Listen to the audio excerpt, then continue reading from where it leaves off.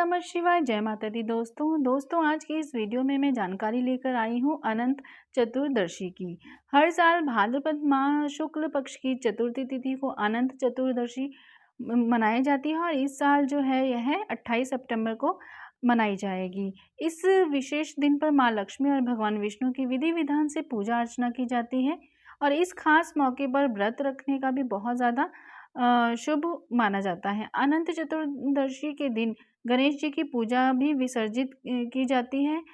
गणेश जी की जो मूर्ति हम घर में स्थापित करते हैं उनको भी विसर्जित किया जाता है और अनंत चतुर्दशी के दिन विष्णु जी की पूजा उपासना के बाद उन्हें रक्षा सूत्र बांधा जाता है और ऐसा करने से भक्तों के सभी बिगड़ते हुए काम जो होते हैं वह बनने लगते हैं और शुभ कार्यों में आने वाली जो भी बाधाएं होती हैं वह सभी दूर हो जाती हैं।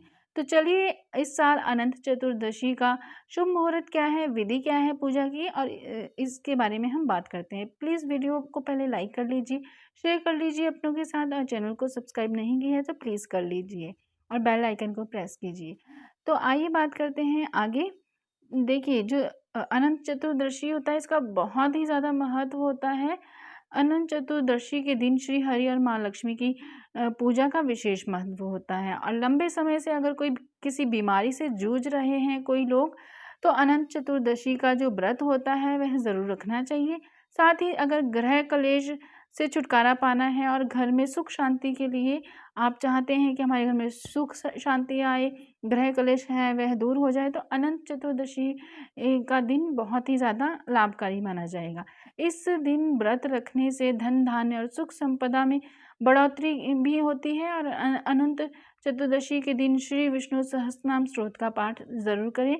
ये बहुत ही ज़्यादा शुभ फलों की प्राप्ति दिलाता है। देखिए अगर आप व्रत नहीं रख सकते हैं तो कम से कम आप जो पूजा होती है वह अवश्य कीजिए, क्योंकि अगर हम पूजा भी अपने मन से सच्चे मन से कर लेते हैं तो वह भी अच्छा है। कुछ ना करने से अच्छा है कुछ करें। तो व्रत नहीं कर रहे हैं तो ये नहीं कि पूजा ना करें। अगर व्रत नहीं कर रहे तो आप पूजा कर सकते हैं और पूजा करनी भी चाहिए। इसका जो दोस्तों मुहूर्त है उसकी बात कर लेते हैं कि किस समय से आपने ये जो शुरू हो रही है। देखिए 27 सितंबर को रात को 10:18 से यह शुरू हो रही है तिथि और 28 सितंबर को शाम को 6:49 तक यह समाप्त हो जाएगी। इसलिए उदया तिथि किस दिन पड़ रही है, वह पड़ रही है 28 को। तो 28 सितंबर को अनंत चतुर्दशी मनाई जाएगी। इसकी जो विधि होती है बहुत ही सरल होती है। अनंत चतुर्दशी के दिन आपने सुबह जल्दी उठना होता है, स्नान करना होता है गंगा जल पानी से।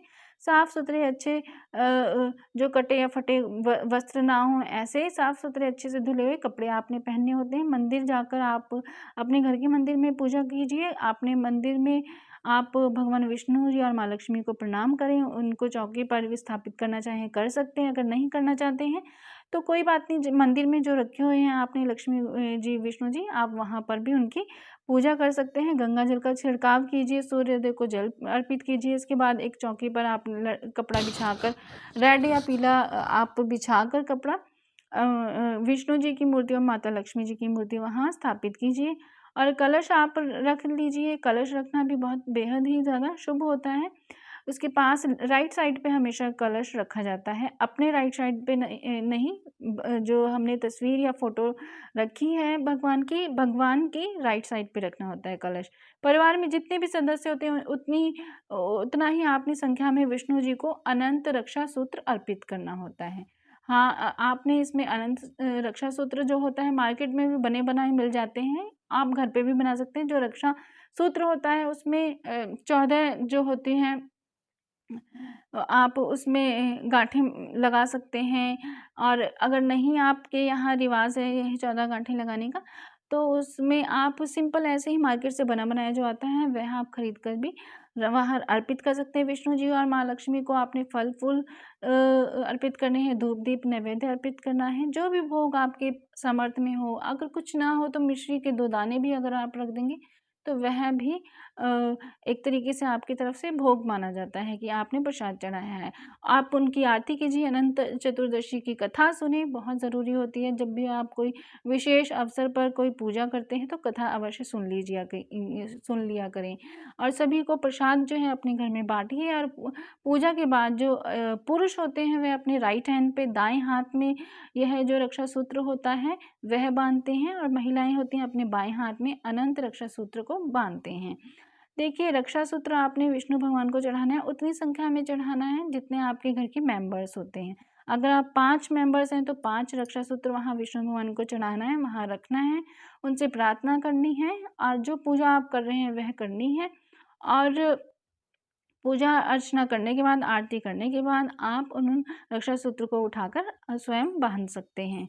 और बहुत ही ज़्यादा अच्छा अवसर है, इसे आप कर सकते हैं। अगर कोई लंबे समय से बीमार है तो यह भी उसके लिए बहुत ही ज़्यादा अच्छा रहेगा, कर सकते हैं। वीडियो को लाइक कीजिए दोस्तों, शेयर कीजिए अपनों के साथ ये जानकारी, और चैनल को सब्सक्राइब ज़रूर कीजिए।